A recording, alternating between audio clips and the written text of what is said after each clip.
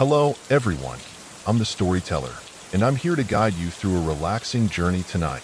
I know many of you use these videos to drift off to sleep, so before we begin, don't forget to like this video and subscribe to the channel.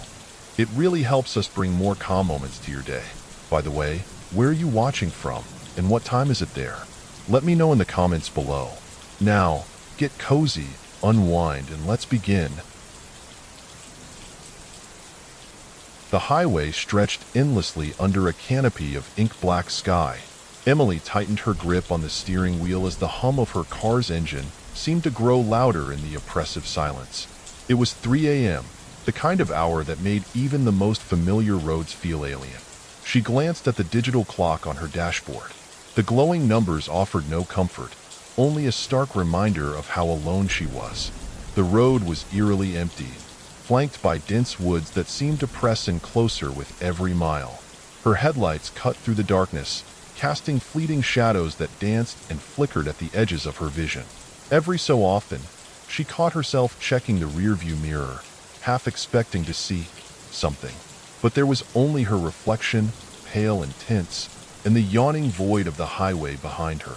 Emily had been on the road for hours, driving back from a family gathering that had run far later than planned. She hadn't wanted to stay overnight. Her tiny apartment in the city felt safer than the creaky old house her relatives called home. Now, as the miles ticked by, she wasn't so sure. As she rounded a gentle curve, something up ahead caught her attention. The faint red glow of hazard lights blinked rhythmically, their light a stark contrast against the darkness. She slowed instinctively, her heart giving a nervous flutter. A car was pulled over on the shoulder, its hood popped open. A lone figure stood beside it, waving one arm in slow, deliberate arcs. It was a woman. Emily's stomach tightened. She debated whether to stop. The woman's silhouette was illuminated briefly as Emily's car approached. She appeared young, her long hair catching the glint of the hazard lights. She was dressed in a pale jacket that made her stand out against the night, her other arm clutching herself as though to ward off the cold. Emily's instincts warred with her conscience. This was exactly the kind of situation her parents had warned her about. Never stop for strangers at night. Her mother's voice echoed in her mind. But the woman looked desperate, and Emily couldn't ignore the pang of guilt that came with the thought of leaving her stranded. As she slowed to a crawl, the woman stepped closer to the edge of the road, her waving becoming more frantic. Emily lowered her window just enough to hear. "Please, can you help me?" the woman called out, her voice thin and shaky. "My car, it just died. My phone has no signal." Emily hesitated. The woman's voice was tinged with panic, but there was something off about it. It was too calm underneath the fear, almost rehearsed. Emily scanned the area beyond the woman, searching the shadows for movement. The woods remained still, silent save for the faint rustle of leaves in the breeze. "I don't know much about cars," Emily said cautiously, her own voice trembling, "but I can call for help if you want." The woman's face flickered with disappointment, her arm dropping to her side. She took a step closer to the car, her features becoming clearer in the dim light. She was smiling now, but it didn't reach her eyes. "That would be great," the woman said, her tone suddenly lighter. "Could I maybe sit in your car while you call? It's freezing out here." Emily's heart raced.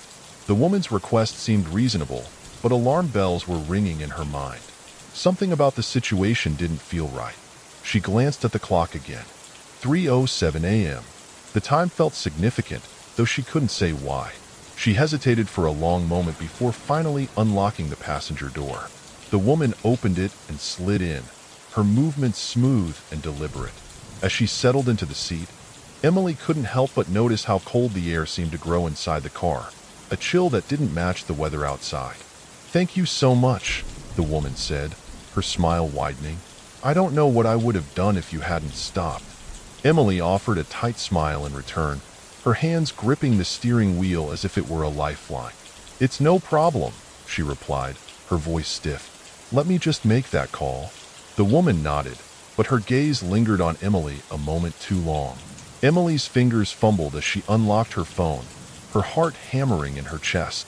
She dialed the number for roadside assistance, glancing at the woman out of the corner of her eye. The woman's hands were folded neatly in her lap, but her nails were unusually long, almost claw-like. Emily swallowed hard, her unease growing. As she spoke to the operator, the woman began to hum softly. It was a tuneless melody, low and droning, and it sent a shiver down Emily's spine. She tried to focus on the conversation, but the sound made it nearly impossible. "They'll be here in about 20 minutes, Emily said as she hung up, her voice barely above a whisper. "That's wonderful," the woman replied, her smile still fixed in place. "You're so kind to help me." Emily forced another smile, but her gut told her she'd made a mistake. The air inside the car felt heavier now, the hum of the woman's strange tune echoing faintly in her ears. She glanced at the woman again and saw her staring back, her eyes glittering with something that wasn't gratitude. Emily's phone buzzed in her lap, startling her. She looked down to see a notification. No service. Her blood ran cold as she realized she hadn't been connected to anyone at all. The call she thought she'd made never went through. When she looked up, the woman's smile had grown impossibly wide, and Emily could feel the edges of her reality starting to unravel. Emily was frozen, her breathing shallow, when a loud bang jolted her out of her stupor. The noise came from the driver's side window, a sharp, metallic clang that reverberated through the car. She whipped her head around, her heart pounding in her chest. A man's face appeared in the window, his features twisted with rage and desperation. His fists slammed against the glass, the sound deafening in the confined space. Emily screamed, her hands scrambling to start the engine. The man shouted something, but his words were lost in the chaos. His wild eyes locked onto hers, and she saw something primal and unhinged in his expression. He was dressed in tattered clothes, his face smeared with dirt and blood, and he looked like he had clawed his way out of a nightmare. "Get out of here," the woman hissed, her voice sharp and urgent. For the first time, she seemed genuinely afraid, her eyes darting between Emily and the man. "Drive. Now." Emily's hands shook as she fumbled with the keys. The engine roared to life, and she slammed her foot on the gas. The car lurched forward, tires screeching as it tore down the highway. The man's figure receded in the rearview mirror, but Emily could still hear the echo of his fists against the glass. The image of his face burned into her mind. What the hell was that? Emily demanded, her voice trembling. She glanced at the woman, who was hunched in her seat, her arms wrapped tightly around herself. "I don't know," the woman said, her voice barely audible. Her earlier confidence was gone, replaced by a palpable fear. He's been following me. I think he wants to kill me." Emily's grip on the steering wheel tightened. Her mind raced, trying to process what had just happened. The highway stretched on, dark and empty, but she couldn't shake the feeling that they weren't alone. Her eyes flicked to the rearview mirror again, half expecting to see the man's face staring back at her. Suddenly, a pair of headlights appeared in the distance, rapidly closing the gap between them. Emily's stomach dropped as she realized the car was gaining on them, its engine roaring like a predator on the hunt. "Hold on," Emily said, her voice firm despite the terror clawing at her chest. She pressed the accelerator harder, the car surging forward. The chase was on, and Emily knew she had to outpace whatever nightmare was coming for them. After what felt like an eternity of twists and turns, Emily spotted the faint glow of a gas station ahead. She veered off the highway, her tires screeching as she pulled into the station's parking lot. The pursuing car slowed, its headlights dimming before disappearing altogether into the night. Emily slammed the brakes, her chest heaving as she tried to catch her breath. The woman sat silently beside her, her face pale and drawn. Emily turned to her, her voice trembling. "I'm calling the police.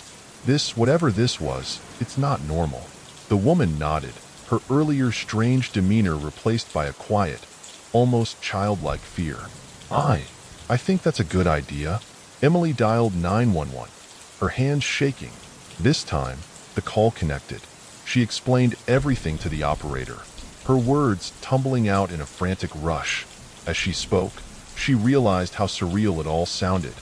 A maniac in the woods, a car that seemed to appear and disappear, and the unnerving hum that still echoed faintly in her ears.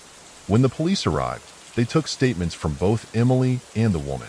The officers seemed skeptical, their expressions a mix of disbelief and concern.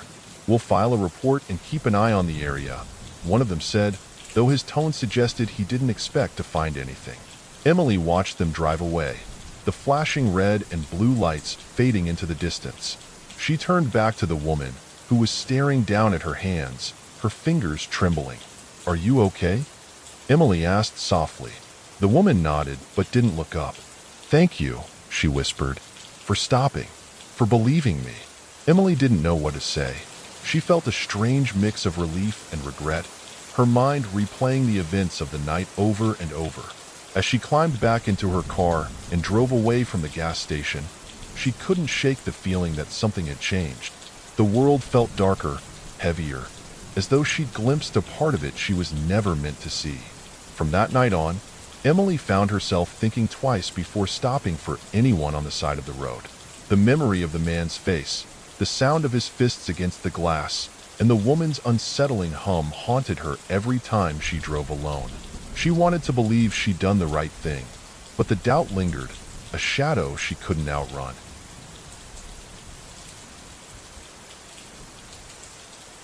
Vision beyond circumstance, the Stoic path to realizing potential. Life is filled with obstacles, external circumstances that often seem insurmountable. Yet, the Stoics believe that true progress and fulfillment come not from the absence of challenges, but from the ability to rise above them. Central to this philosophy is the concept of maintaining a vision beyond circumstance, a clear understanding of one's potential and purpose, irrespective of external conditions. This vision is not about material success or societal approval. Instead, it is about personal growth, aligning one's actions with virtue and persevering in the face of adversity. The Stoics taught that by focusing inward, cultivating resilience, and committing to continuous self-improvement, we can transcend the limitations imposed by our circumstances and move closer to our highest potential. Defining vision, a Stoic perspective. To the Stoics, vision is more than ambition or long-term planning. It is the ability to see one's true purpose and strive for excellence in all circumstances. This vision is grounded in the four Stoic virtues: wisdom, courage, justice, and temperance. By aligning our actions with these principles, we ensure that our vision is not shaped by fleeting desires or external pressures, but by a deeper understanding of what truly matters. Epictetus, who was born into slavery and endured immense hardship, exemplified this mindset. Despite his external limitations, he maintained a vision of personal freedom through self-mastery and philosophical inquiry. He famously taught, "It's not what happens to you, but how you react to it that matters." This ability to focus on internal growth rather than external obstacles is the cornerstone of a Stoic vision. Overcoming external circumstances. One of the most empowering aspects of Stoicism is its insistence that external circumstances do not define us. While we cannot always control what happens to us, we have complete authority over how we respond. This focus on internal agency allows us to maintain our vision even in the most challenging conditions. Marcus Aurelius, writing during a time of war, political intrigue, and personal loss, reflected on this principle in his meditations. "You have power over your mind, not outside events. Realize this, and you will find strength." For Marcus, maintaining his vision as a virtuous leader required him to act with wisdom and integrity, regardless of the chaos surrounding him. This perspective is as relevant today as it was in ancient times. Whether facing professional setbacks, personal loss, or societal challenges, we can choose to align our actions with our values and focus on what we can control. By doing so, we cultivate resilience and stay true to our vision. Focusing on personal growth. A vision beyond circumstance is fundamentally about self-improvement. The Stoics believe that life's ultimate purpose is to grow in virtue and align ourselves with reason and nature. This growth requires consistent effort, reflection, and the willingness to learn from both success and failure. Daily self-reflection. Personal growth begins with self-awareness. The Stoics encouraged regular reflection to assess whether our actions align with our values. Marcus Aurelius often asked himself, "Am I fulfilling my role as a rational and virtuous being?" By evaluating our daily actions, we can identify areas for improvement and recommit to our vision. Embracing challenges as opportunities. Stoicism teaches that adversity is not an obstacle to growth, but a catalyst for it. Difficult circumstances test our character and provide opportunities to develop virtues such as patience, resilience, and courage. As Seneca wrote, difficulties strengthen the mind, as labor does the body. By viewing challenges as stepping stones, we can maintain our vision even when the path forward is unclear. Cultivating inner strength. External circumstances often tempt us to compromise our values or abandon our goals.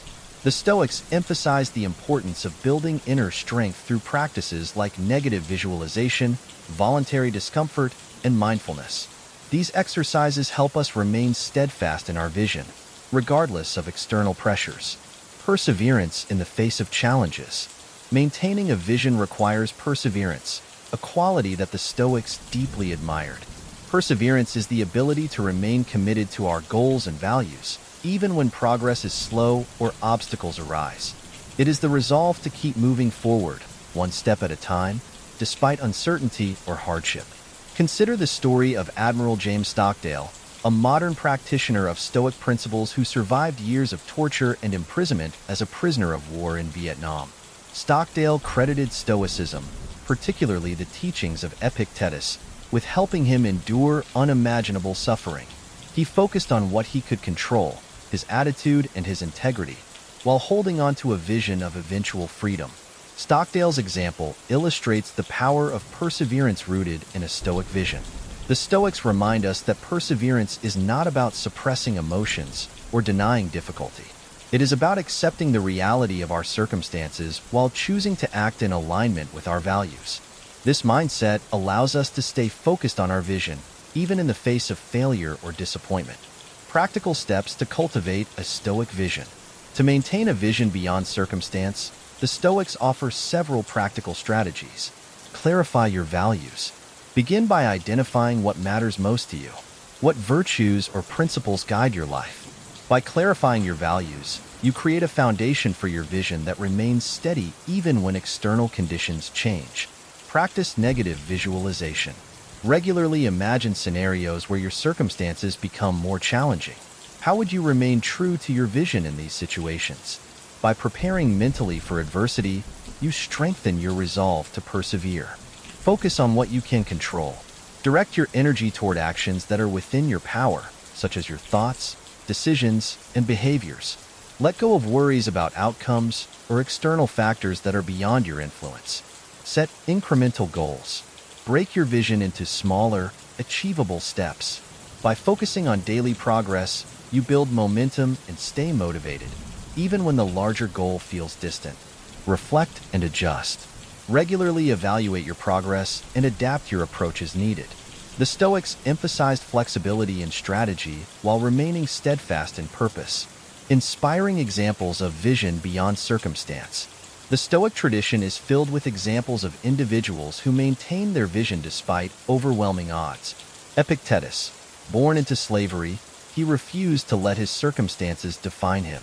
Through self-discipline and philosophical inquiry, he became one of the most influential teachers of his time. Marcus Aurelius. As a Roman emperor, Marcus faced constant wars and political strife. Yet, he remained committed to his vision of leading with wisdom and justice, using adversity as an opportunity to strengthen his character. Viktor Frankl. Though not a Stoic, Frankl's experience in Nazi concentration camps reflect Stoic principles. He found meaning in suffering by focusing on his ability to choose his attitude, even in the face of unimaginable cruelty. These examples remind us that external circumstances, no matter how difficult, cannot extinguish a clear and purposeful vision. Conclusion. Seeing beyond the moment. A vision beyond circumstance is the ability to look past immediate challenges and focus on what truly matters: personal growth, virtue, and the pursuit of one's highest potential. It is the recognition that while we cannot always control our circumstances, we can control how we respond to them. By aligning our actions with our values and persevering despite adversity, we cultivate resilience, purpose, and inner strength. As Marcus Aurelius so wisely observed, waste no more time arguing about what a good man should be. Be one. This call to action reminds us that our vision is not just a dream. It is a commitment to live intentionally and to rise above the limitations of circumstance. Through this stoic approach, we learn that the path to greatness is not found in ideal conditions, but in the strength to create a meaningful life, no matter what challenges arise.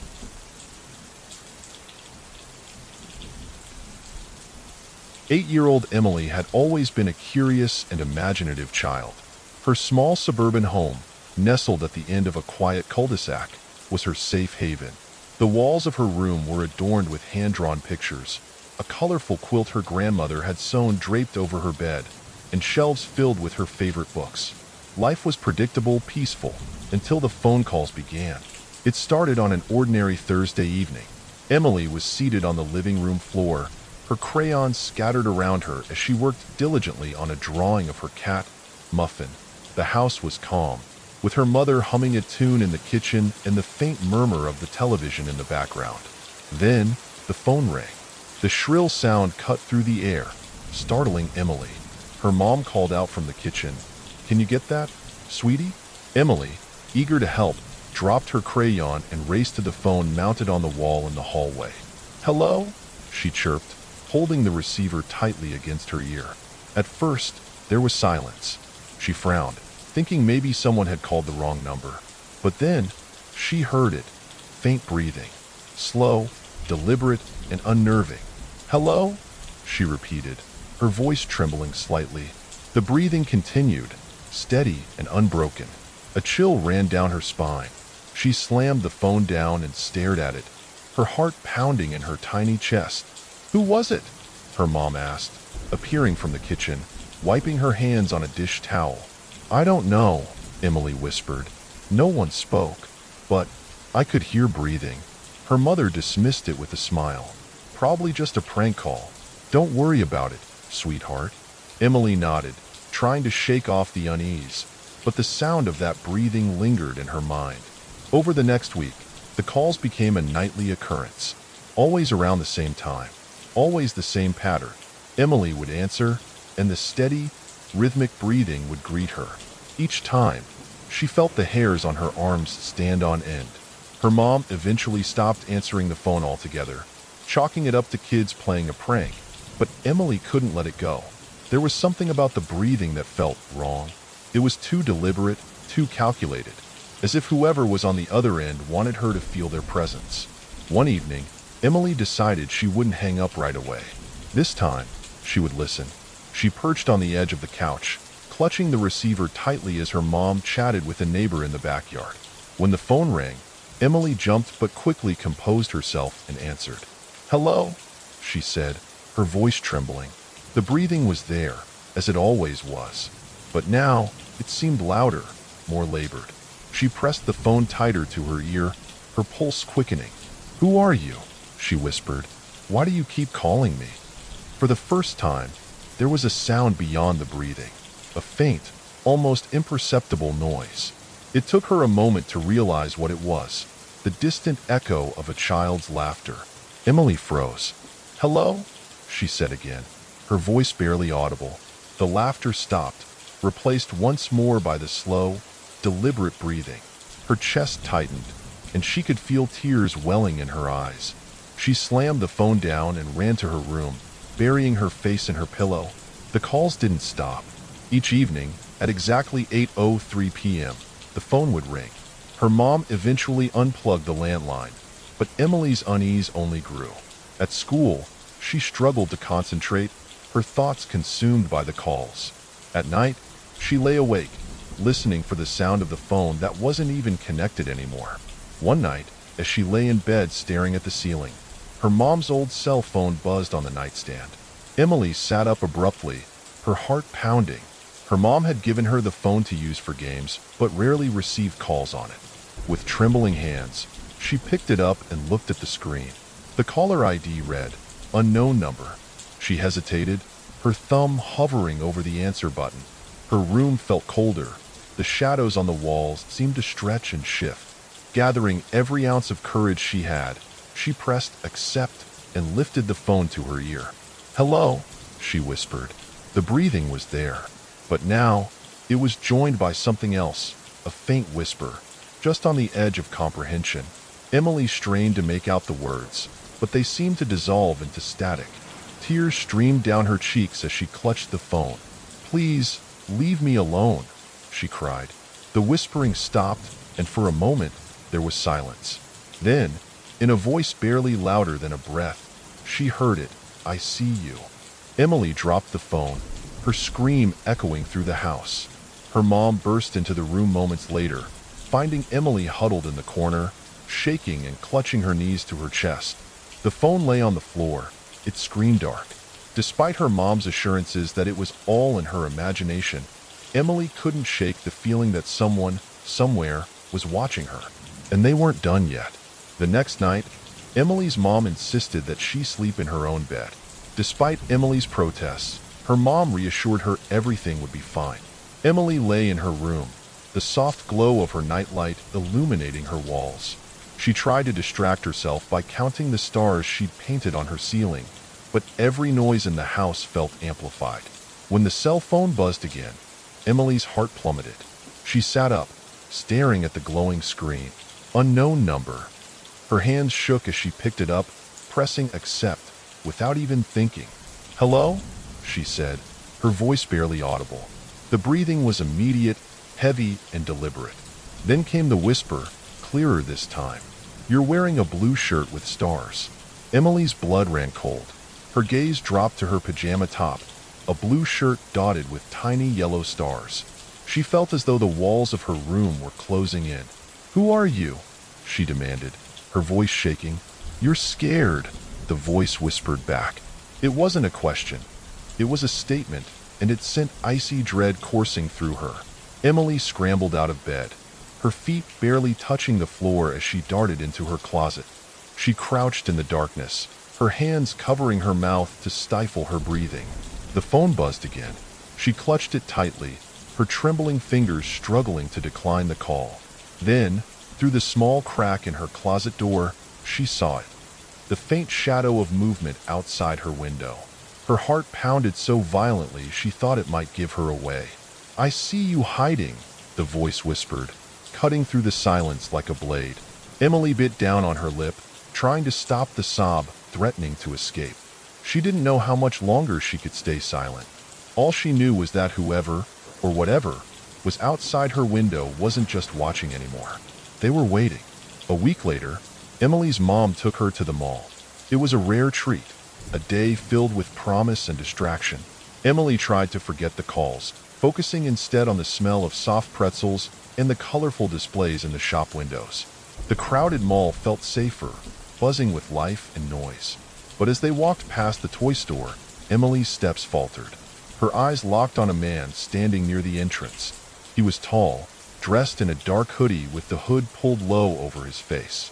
Despite the bustling crowd, his gaze was fixed on her, unblinking and intense. Emily's breath hitched. It was him. She just knew it. The shadow from her window, the voice on the phone. Her chest tightened as panic surged through her. "Mom," she whispered, tugging on her mother's sleeve. "Can we go home?" Her mom, distracted by a sale sign, barely glanced down. "In a bit, sweetie. Let's just check this store real quick." Emily's heart raced as she glanced back. The man was gone. Had she imagined it? She tried to shake the feeling, but the hairs on the back of her neck stood on end. Minutes later, as they left the store, Emily spotted him again. He was closer this time, standing by a bench, his hood still obscuring most of his face. Emily's palms grew clammy. She grabbed her mom's hand tightly. "Mom, please," she begged, her voice trembling. "I want to go home now." Her mom finally noticed her distress and knelt down. "What's wrong, Emily?" "That man," Emily whispered, glancing over her shoulder. But when she looked, he was gone again. Her mom frowned but nodded. "Okay, let's go." She stood and began leading Emily toward the parking lot. Emily's pulse didn't slow until they were outside, the cool air biting against her flushed cheeks. Just as they reached the car, Emily felt a hand clamp down on her shoulder.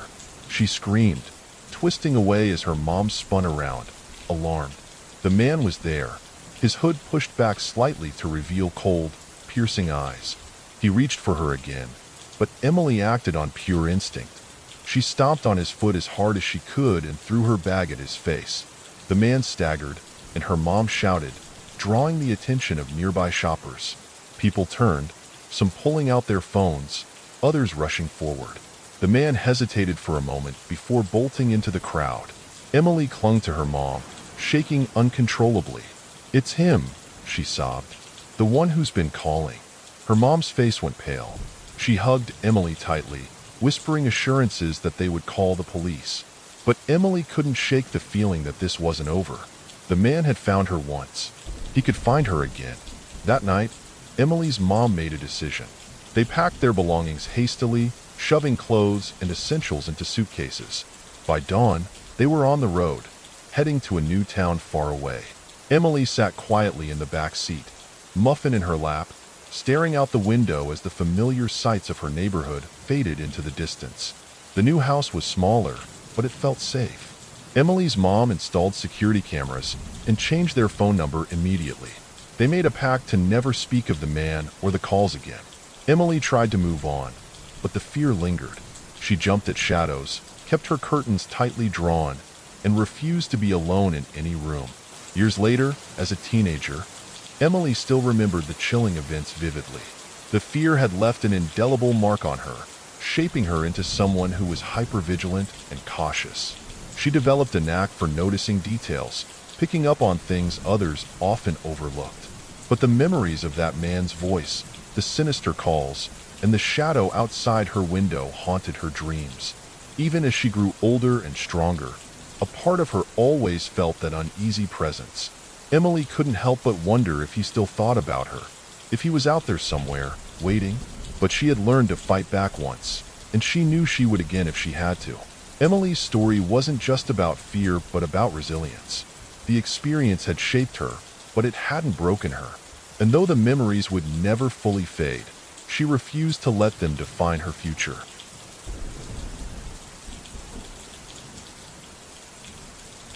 Nestled at the edge of a sleepy town, Willow Ridge, stood an ominous mansion that loomed like a shadow over the otherwise quaint and picturesque landscape.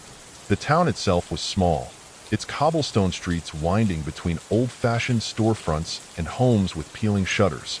A thick canopy of trees enclosed the area, giving the impression that Willow Ridge had been deliberately tucked away from the rest of the world. The locals, wary and reserved, spoke in hushed tones about the mansion at the edge of town, their voices tinged with both fear and resignation. The mansion was a relic of another era. Its towering spires pierced the overcast sky, their jagged outlines resembling skeletal fingers clawing toward the heavens. The building's facade, once an elegant shade of ivory, had faded to a dull gray, its surface marred by streaks of black mold that slithered down like veins. Shattered windows stared out like empty eye sockets, and the grand double doors, adorned with intricate carvings of twisting vines, hung slightly ajar as if inviting the brave or foolish to step inside. A wrought iron fence encircled the property, its rusted spikes jagged and foreboding, further deterring anyone who might dare venture too close. As the wind swept through the trees, it carried with it a low, mournful wail that seemed to emanate from the mansion itself. The sound sent shivers down the spines of those who heard it, a chilling reminder of the countless tales whispered about the house. Stories of disappearances, inexplicable shadows, and ghostly apparitions that plagued the mansion's halls. To the townsfolk, it was more than just an abandoned building. It was a cursed relic, a place where time stood still and horrors lingered in the dark. Despite its sinister reputation, the mansion possessed a strange allure. For those who dared to approach, the air grew heavy, laden with an indescribable tension that made each step feel more arduous than the last. The closer one got to the house, the more oppressive the atmosphere became, as if the very ground beneath their feet was warning them to turn back. The overgrown gardens, once carefully manicured, now resembled a twisted jungle of thorny vines and gnarled trees, their branches clawing at the air like grasping hands. A single, crumbling stone path wound its way to the front steps, where dead leaves and debris had gathered in defiance of the seasons. On a dreary autumn afternoon, when the sky was painted with ominous shades of gray and the air was thick with the promise of rain. The mansion's eerie presence felt especially potent. It seemed to breathe, the creaks of its aging structure blending with the sighs of the wind. A faint glow flickered in one of the upper windows, a fleeting glimmer of light that vanished almost as quickly as it appeared. Was it merely a trick of the eye, or something far more sinister?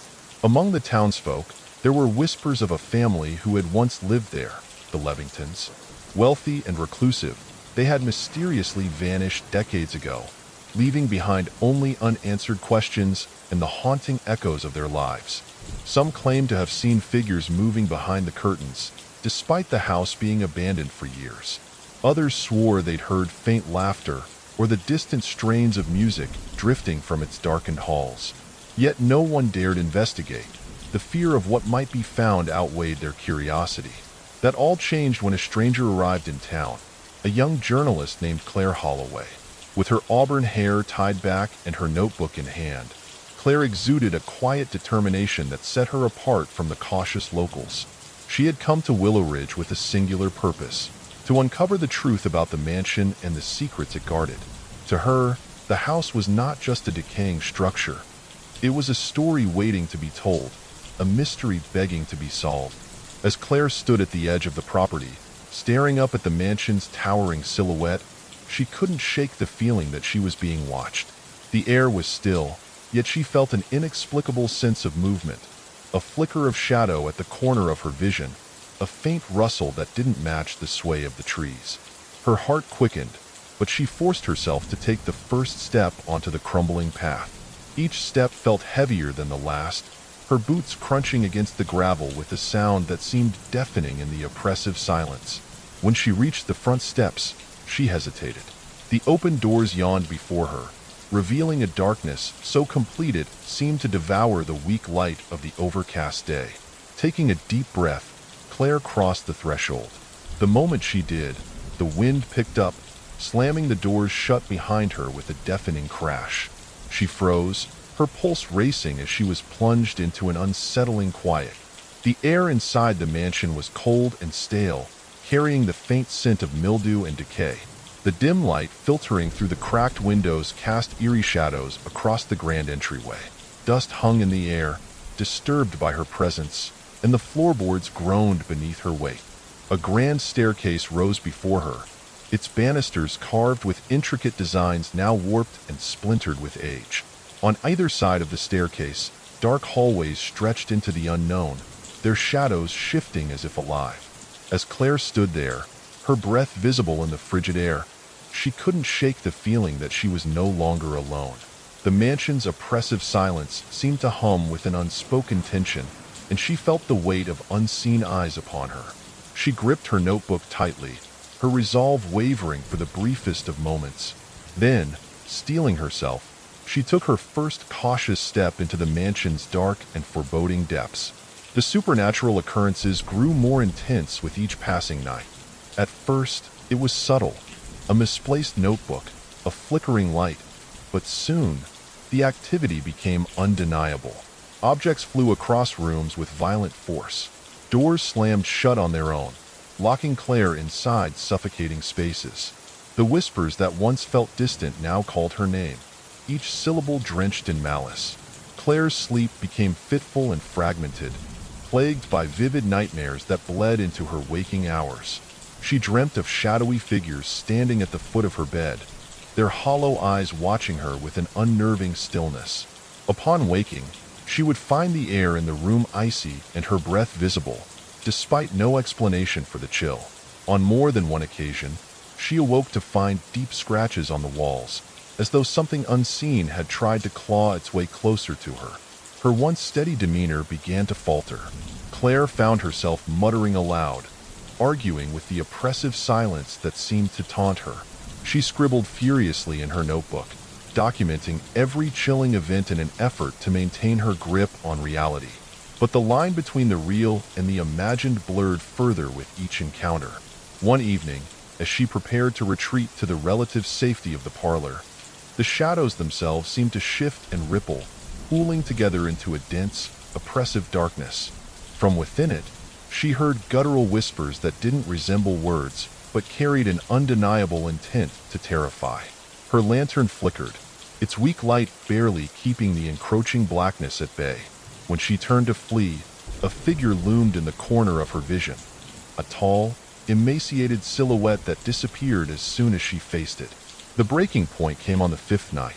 The mansion's relentless torment left Claire trembling with exhaustion and fear. She sat in the parlor, her hands clutching her notebook as the whispers filled the room, louder and more insistent than ever. The air grew suffocating, pressing against her chest like an invisible force. "You'll never leave," the voices hissed, their tones mocking and cold. The walls seemed to close in, the room spinning as Claire struggled to breathe. She dropped the notebook and stumbled to her feet, her only thought to escape. Claire didn't remember gathering her things or throwing open the front door, but suddenly she was outside, the night air cool against her sweat-soaked skin. She sprinted down the overgrown path to her car, her heart pounding as the mansion loomed behind her like a predator watching its prey. Her hands fumbled with the keys, but she managed to start the engine and peel away, gravel spitting under the tires. As the car sped down the deserted road, Claire's pulse began to slow. Relief washed over her, but it was fleeting. In the rearview mirror, the mansion's silhouette faded into the distance, yet the sense of being watched remained. She gripped the steering wheel tightly, her eyes darting to the mirror as if expecting something to appear. Then she heard it, a faint whisper, soft and cruel, rising above the hum of the engine. "Claire." Her knuckles turned white as she pressed the accelerator, her breath hitching. The whispers grew louder, surrounding her even as the mansion disappeared from sight. Claire's vision blurred with tears, but she didn't dare stop. Somewhere deep inside, she knew the mansion's reach extended far beyond its decaying walls. It had marked her, and no distance could free her from its grasp. As the road stretched on, the whispers faded into silence, leaving only the echo of their chilling presence in her mind. Claire drove into the night, her resolve shaken but her spirit unbroken, vowing to uncover the truth, no matter the cost.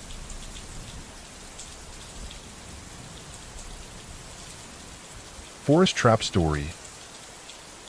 The morning mist hung low, curling through the ancient oaks like ghostly tendrils as Emma urged her horse forward. The forest was alive with a cacophony of sounds, the chirping of unseen birds, the rustle of leaves as small creatures scurried about, and the occasional groan of branches weighed down by dew. This was the forbidden trail, the one the park signs explicitly warned against, and that was precisely why Emma had chosen it. Her breath fogged the crisp morning air as she tightened her grip on the reins. Artemis, her chestnut mare, snorted nervously, the soft thud of her hooves muffled by the damp earth. "Easy, girl," Emma murmured, patting the horse's neck.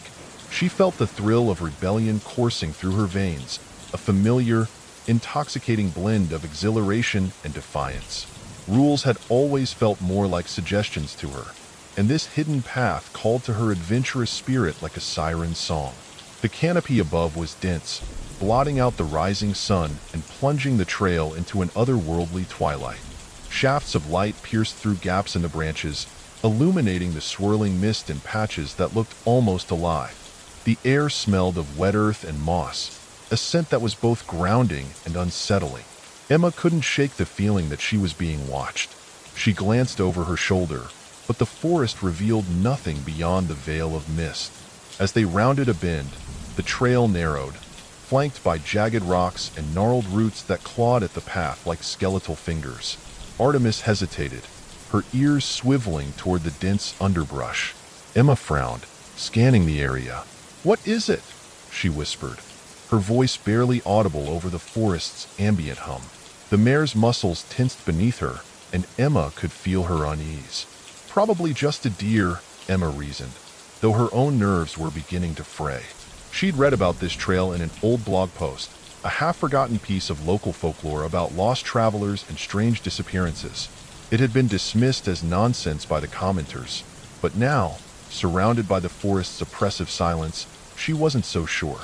The deeper they ventured, the thicker the mist became, clinging to Emma's clothes and dampening her hair. The trees seemed to close in around them, their twisted branches forming grotesque shapes that loomed like silent sentinels. A low, distant sound reached her ears, a melody, faint and haunting. It was too melodic to be the wind, but too distorted to be any instrument she recognized. Emma pulled Artemis to a halt, straining to locate the source. "Who's there?" she called, her voice wavering. The forest replied with silence. Artemis pawed the ground nervously, her ears flicking in every direction. Emma's heart pounded against her ribcage.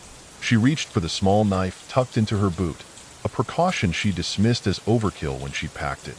Now, its reassuring weight felt like a lifeline. The melody drifted closer, wrapping around her like a shroud, and for a moment, she thought she saw movement in the mist. A shadow, indistinct but undeniably there. "It's nothing," she told herself, though her voice was barely a whisper. Just the fog playing tricks. But Artemis wasn't convinced. The mare reared slightly, her whinny slicing through the oppressive quiet. Emma struggled to calm her, her own fear threatening to bubble over. As they pressed on, the trail became almost indiscernible, swallowed by the ever-thickening fog. The trees' twisted forms seemed to shift when she wasn't looking, their branches reaching out as if to grab her. Emma's confidence wavered, and she began to question her decision to ignore the warnings. She didn't want to admit it, but she was lost. The realization hit her like a punch to the gut. Then she saw it, a clearing up ahead, bathed in an unnatural light that seemed to pulsate. Relief washed over her, though it was tinged with unease. She nudged Artemis forward, desperate to escape the claustrophobic trail. The mare hesitated but obeyed, her steps tentative as they approached the clearing. What lay beyond the mist wasn't what Emma expected. The light wasn't sunlight, but something colder, more sinister.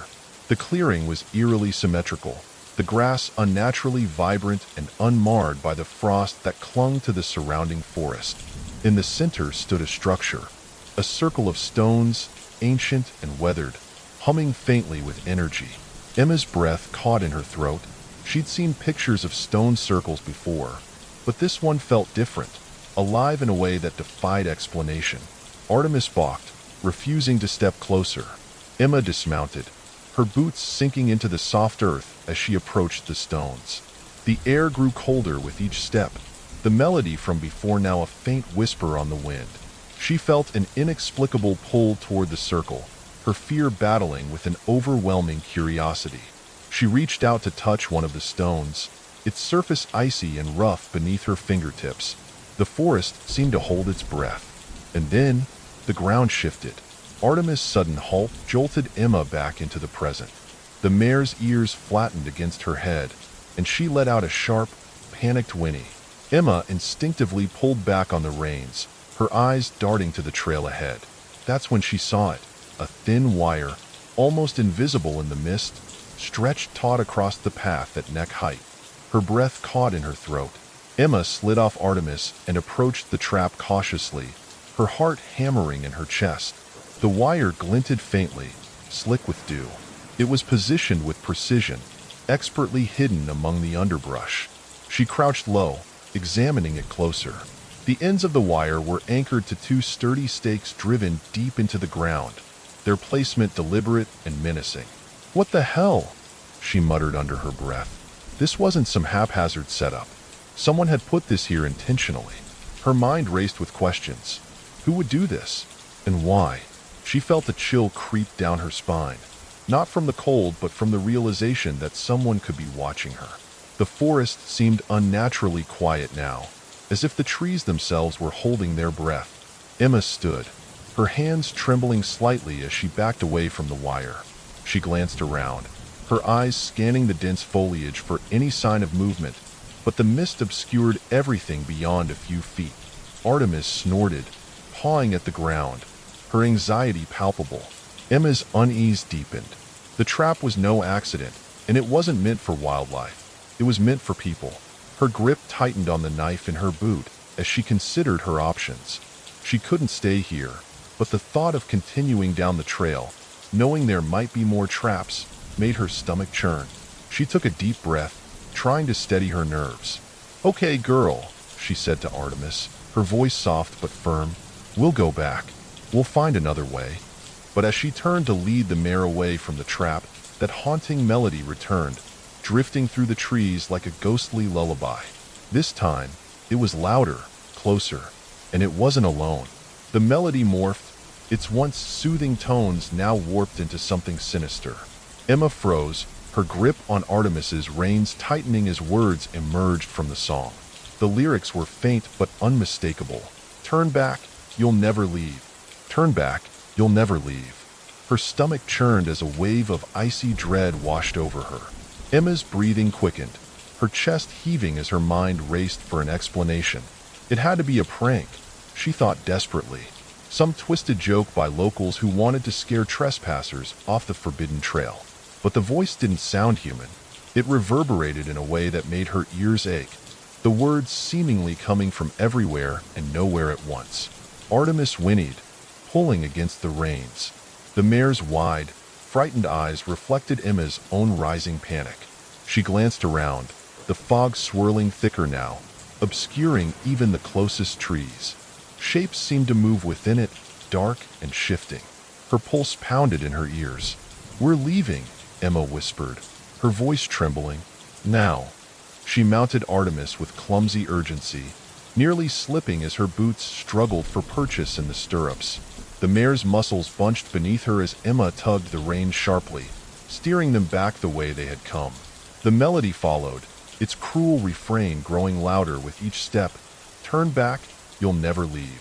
Emma's hands shook, the reins slick with sweat as she urged Artemis into a trot, then a gallop. Branches clawed at her jacket, and the trail, what little she could see of it, seemed to shift beneath them, twisting in ways she didn't remember. The words of the song burrowed into her mind, her fear blurring them into a maddening chant. She dared not look behind her, certain she'd see something she couldn't bear to face. The oppressive fog closed in tighter, the melody rising to a fever pitch. Emma's vision swam, tears stinging her eyes as she whispered a silent prayer, begging the forest to let her go. And then, just as abruptly as it had started, the singing stopped. The silence that followed was deafening, broken only by the ragged sound of her own breathing and Artemis's labored snorts. Emma slowed the mare, her heart pounding as she scanned the trail ahead.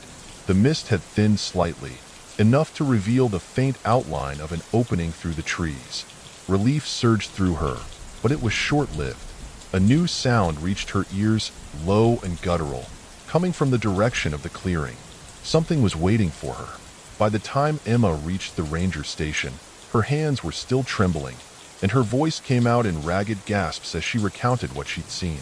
The ranger, a stoic man in his 50s, listened intently, his brow furrowing deeper with each word. When she described the wire trap, his face darkened, and he immediately radioed for backup. "You did the right thing coming here," he said gruffly, handing her a cup of steaming coffee. Emma sipped it gratefully, the warmth doing little to steady her frayed nerves. "We've had reports of strange activity in that area, but nothing like this. Wire traps."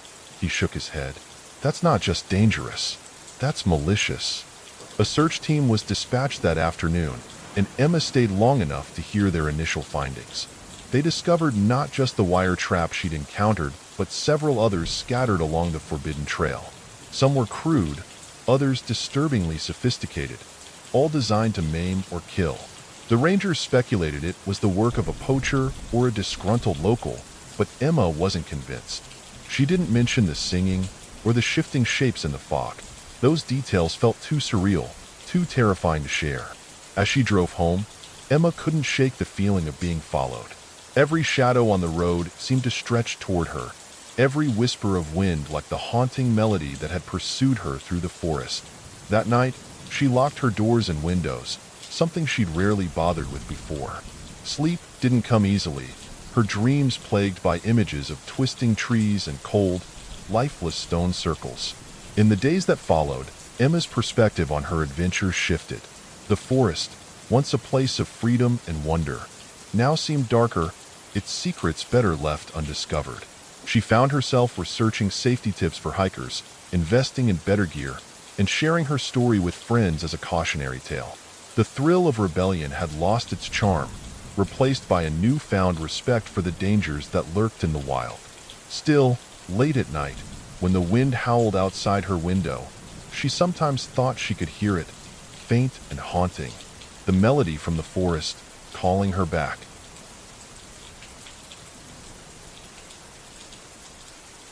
The apartment at Hollow Street. Ethan hadn't thought much about Hollow Street when he signed the lease. It was cheap, close to work, and most importantly, it wasn't her house. He couldn't stomach another night surrounded by hollow echoes of his failed marriage. The movers had long since left, their hurried footsteps replaced by a lingering quiet as he stared up at the faded brick exterior of the old apartment building. The building stood 4 stories tall, its facade cracked and pockmarked by age and neglect. Wooden shutters, once a proud shade of hunter green, now hung crooked, their paint peeling like dead skin. A tarnished plaque near the entryway read, Hollow Street Residences, EST 1902. The date seemed closer to a warning than a historical fact. Ethan exhaled sharply and tugged his bag over his shoulder, the weight of a box filled with half-empty whiskey bottles and crumpled shirts tugging his arm. "All right, home sweet home," he muttered, shoving open the heavy wooden door. It groaned on its hinges, protesting his entry like a reluctant guardian. Inside, the hallway swallowed him whole. The walls, once white, were stained a grimy yellow under the flickering light bulbs swaying overhead. He couldn't tell if it was the electricity or the weight of his footsteps that made them pulse dimly, as though the building itself were holding its breath. The hallway stretched on forever, a narrow tunnel lined with identical doors. Room numbers had faded into oblivion, leaving brass plates scarred and empty.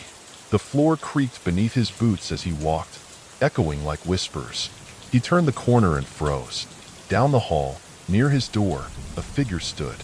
At first glance, it looked like a man, tall and gaunt, the shadow impossibly still. Ethan blinked, but the dim light made it hard to focus. His breath hitched in his chest as the figure moved. Slowly, deliberately, it lifted one long arm, hand extended and pointed, right at Ethan's door. His door, 3C. "Hey, what the hell?" His voice cracked like a teenager's, lost between a whisper and a shout. The figure didn't react, didn't move, but Ethan's skin went cold. Something in his mind screamed, "Don't go closer," but his feet carried him forward anyway. The shadow's finger never wavered, like it was waiting for him. Another step. The stench of mildew and rot grew thicker in the air, so pungent he tasted it in the back of his throat. This is a bad idea, he thought. Really, really bad. He reached into his pocket for his keys, knuckles white around the cold metal. And then it was gone. Just like that. The figure disappeared between blinks. No footsteps, no sound. Just the hallway, empty and quiet. His door a mere 10 feet away. "Jesus Christ," he whispered to himself. "You're seeing things already." But as he reached his door, his hand trembling against the keyhole, he saw it. A single smudge, a shadow of a handprint on the wood, right where the figure had been pointing. Ethan woke the next day to the sharp hum of silence. No birds chirping, no distant cars passing by. The world outside seemed dead, or maybe the building had shut it out completely. He blinked at the ceiling fan turning above him, its repetitive creak like a slow heartbeat. He forced himself upright. Get it together, Ethan. The kitchen was worse than he remembered. The bulb that flickered the night before now hung dead, its glass cracked. The fridge was still humming, but when he opened it, he recoiled. Every bit of food, the bread, the eggs, the leftover takeout, was spoiled. Mold spread like dark veins across the containers, and the milk had curdled into something thick and foul. What the hell? I just bought this stuff.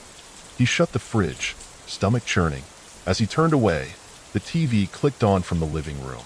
Static hissed from the speakers, bright white fuzz filling the screen. Ethan froze, his pulse pounding in his ears. The TV wasn't even plugged in. He felt his knees go weak. Slowly, he crossed the room, crouching to check the outlet. The cord sat on the floor, coiled and untouched. "No," he whispered, stepping back. The static grew louder, filling his head, vibrating in his skull. And then, Underneath the noise, he heard it, a voice, a whisper, faint and breathy, as though carried through the walls. "Ethan," he staggered, his back hitting the couch. "Who's there?" he shouted, but no one answered. The whisper grew louder, layered with more voices. They bled through the walls, seeping from the floorboards. His name repeated over and over, a chorus of unseen mouths. Ethan clapped his hands to his ears, squeezing his eyes shut. "Stop. Just stop." The sound vanished. The TV blinked off, leaving the apartment silent again. But Ethan didn't move for what felt like hours, his body trembling, sweat chilling his skin. Get out. The thought hit him like a slap. But he couldn't leave. Could he? Not yet. From the corner of his eye, the fridge door creaked open again. This time, something wet slithered across the kitchen floor and stopped just short of his bare feet. Ethan's nights became a blur of sleepless terror. The shadow returned every night, always closer. The first time, it stood at the edge of the hallway, staring into the apartment from the doorway. Ethan locked the door, shoved a chair under the knob, but it didn't matter. When he turned around, the shadow was at the window, its finger, bony and dark, tapping on the glass. Tap, tap, tap. Ethan threw the curtain shut and sat on the floor, knees pulled to his chest, shaking. The whispers had started again, growing louder with every passing night. They came from the walls now, constant and maddening, as if the building itself was alive. He covered his ears, but it never helped. His name was in the whispers, always his name. When Ethan finally dared to leave the apartment one night, he bolted for the hallway, only to find himself back where he started. No matter how many doors he passed, no matter how far he ran, he always ended up standing right outside 3C. "No, no, no," he mumbled, clawing at the brass doorknob. He pounded on the door to the apartment across the hall. "Hello? Is anyone here? Help me." Silence. The hallway stretched on endlessly, doors looming like sentinels. Then he heard it, a slow, deliberate creak. He turned, blood freezing in his veins. The shadow was there, closer now, inches away. It raised one arm and pointed back at his door. Ethan knew he couldn't endure another night. The air in the apartment had grown heavier, suffocating him like a lead weight on his chest. Every breath burned as though he were inhaling something toxic, and the walls themselves seemed to close an inch by inch. He could hear the wood groaning, as if the building, or something inside it, was alive, twisting closer around him. Tonight, Ethan decided he would face it. He sat on the couch, fists clenched, eyes locked on the door. The lights were out, the only illumination coming from the faint silver glow of the street lamp outside. The shadow would come. It always did. The whispers had already begun, slithering through the walls, calling his name with mocking delight. Asterisk Ethan. Ethan. Asterisk. He closed his eyes, steeling himself. "Show yourself, you bastard," he muttered through gritted teeth. "What do you want from me?" Then it appeared. The shadow melted from the corner of the room, dark and featureless, but somehow more defined than before. Its movements were slower this time, deliberate. Its arm lifted, bony and thin, the finger aiming squarely at Ethan. "I'm not afraid of you." Ethan screamed, lurching off the couch. He charged forward, fists swinging, but as he reached the shadow, it enveloped him. Cold shot through his body, freezing his limbs in place. He couldn't move.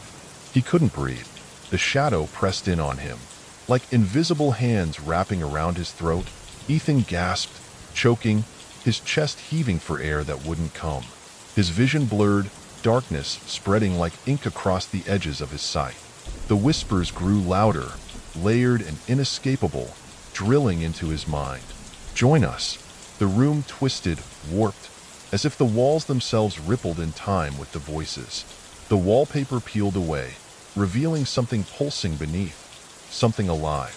Ethan fell to his knees, his body convulsing under the weight of the shadow. It filled the room now, stretching to every corner, blotting out the weak light from the window. The last thing Ethan saw before his vision blacked out was the shadow's face emerging from the darkness. a grotesque grin carved into a void. And then there was nothing. When Ethan woke, sunlight poured through the window, a blinding contrast to the suffocating darkness that had consumed him hours before. His body ached, every muscle stiff as if he'd been crushed beneath a weight.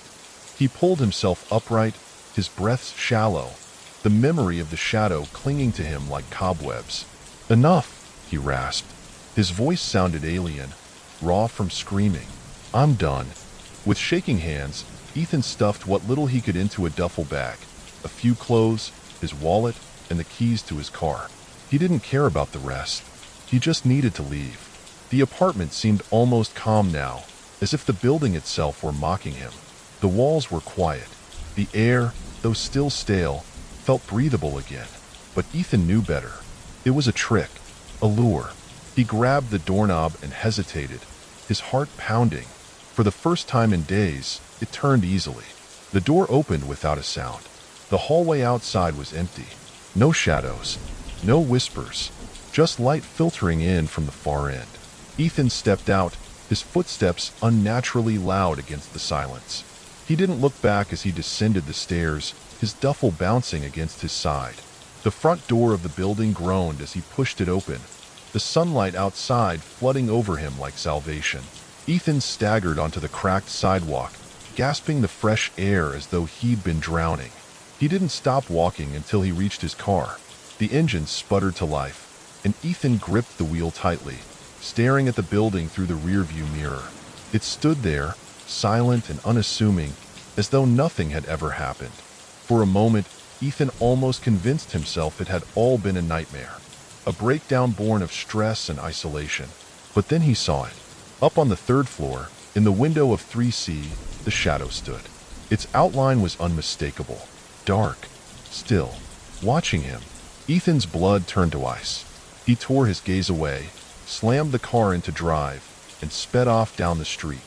He didn't look back again, but he couldn't shake the feeling that the shadow's eyes were still on him, waiting.